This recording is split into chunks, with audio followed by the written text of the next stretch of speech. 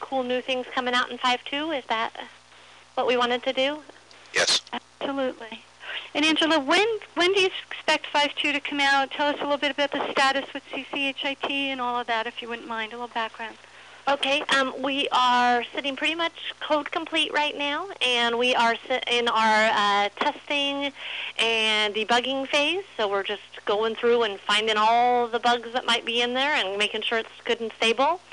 And we hope to, within the next 2 weeks, submit our CCHIT paperwork and so we can get test date and get going on that. And then as soon as that's been submitted, we'll also be ready to pick out our first beta site for 5.2.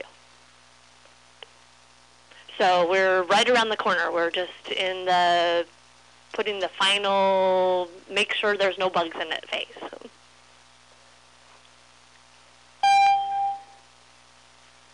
Great. Okay, who just joined?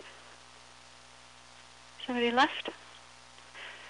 All right, I'm going to start the recording, and Angela, you are up. Okay.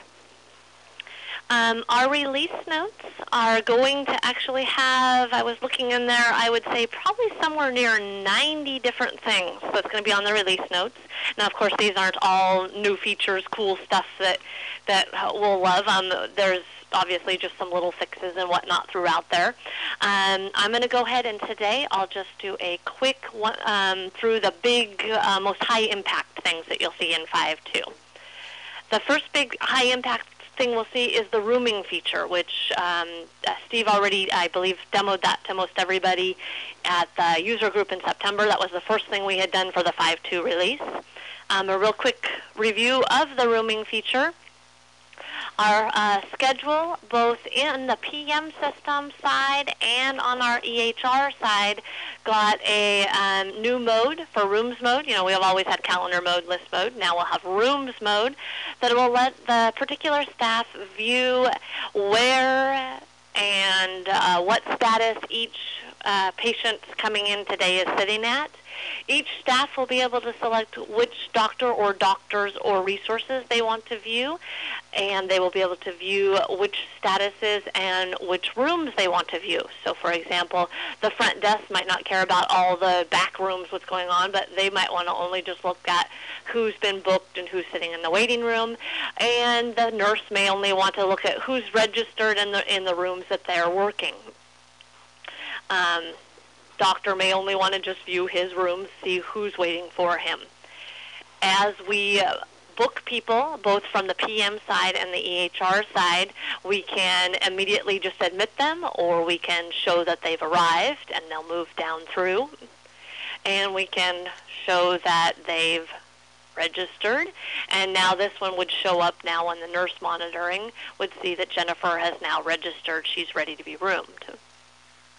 We can also see the same status for any patient that has an appointment booked today. They also, within the chart, will be able to see their status and room them and status them from there.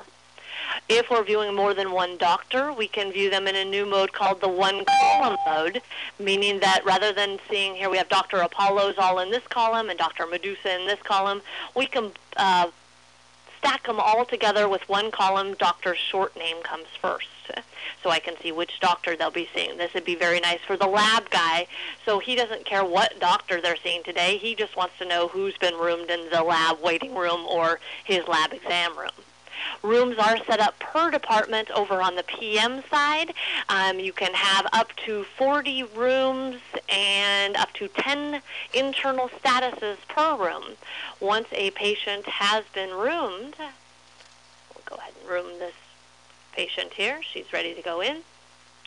She now will start at her default room status. This default status here is with nurse. It will show the time she was put at that status, and also have a set of practice-defined colored buttons for each room status. So each room can have their own set of buttons. Tooltip is set up over with the room status. So now when she's with the nurse, the default status, it shows a little star and a brighter color. Once she's done with the nurse, we can simply do a one-click and show that now she's with the doctor or whatever status comes next. If I have more than one patient in a room, we can see that this one doesn't correspond because she's actually seeing a different doctor in a different department. But if I have more than one, I actually can show which one the doctor should see next. So now the doctors can see that we have Jennifer in room 1 and we have Lily in room 2. Lily is still with the nurse. Jennifer's with the doctor, or excuse me, Jennifer's waiting for the doctor. If both of them were waiting for the doctor and I wanted to mark who is supposed to be seen next, we can simply click it a second time and it will make it a bold with an X on it to show that's the one we should see next. Of all the ones that are waiting for doctor or in a certain status, only one can be marked see next.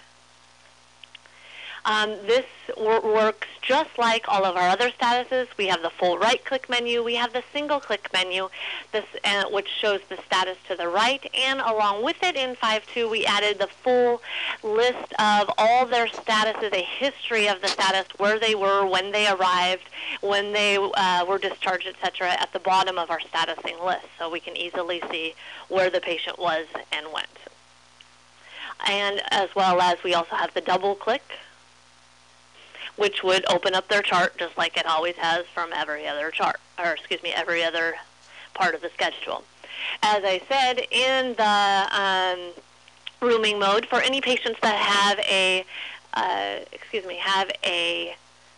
appointment today, they will have a new little section under their patient contact information that will show what appointment they're here for today. This shows today's appointment and shows their current status. So right now this patient is sitting in exam room 2 as of 12/28, and they are currently waiting for the doctor. This is always active. I can room them right from here. I can move them over to the lab draw station.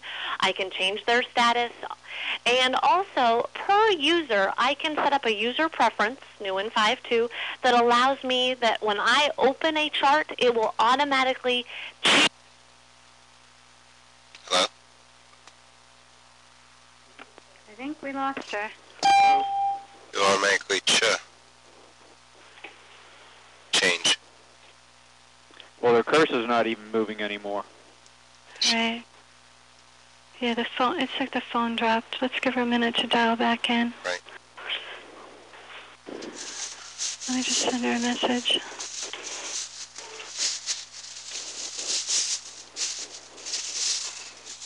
She's moving the cursor. I wonder if she realized she doesn't have any audio.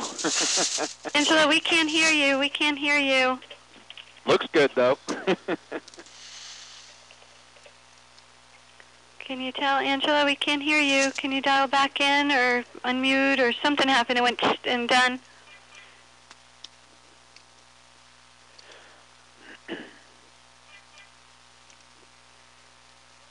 Angela? Her cursor's moving around for sure. We can't hear you. Cheryl? Yes. Go ahead and grab the screen again. You can grab it away from her. Is she still moving? Because I sent her a message. I don't think she's moving. Yeah, it looks like she's not moving, so hopefully dialing back in. Yeah. Put a cat on the screen that says she's calling in again right now. All right. Great. Great. Thank you. Okay. All right. Somebody joined us. Is Gordon on? No. Okay.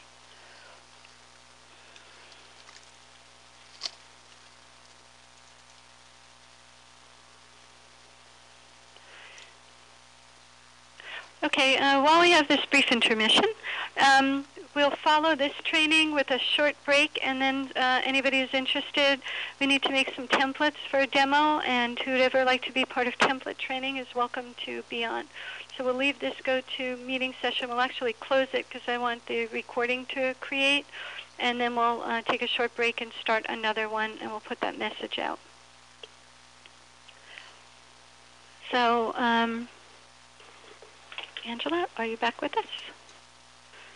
Not yet. All right.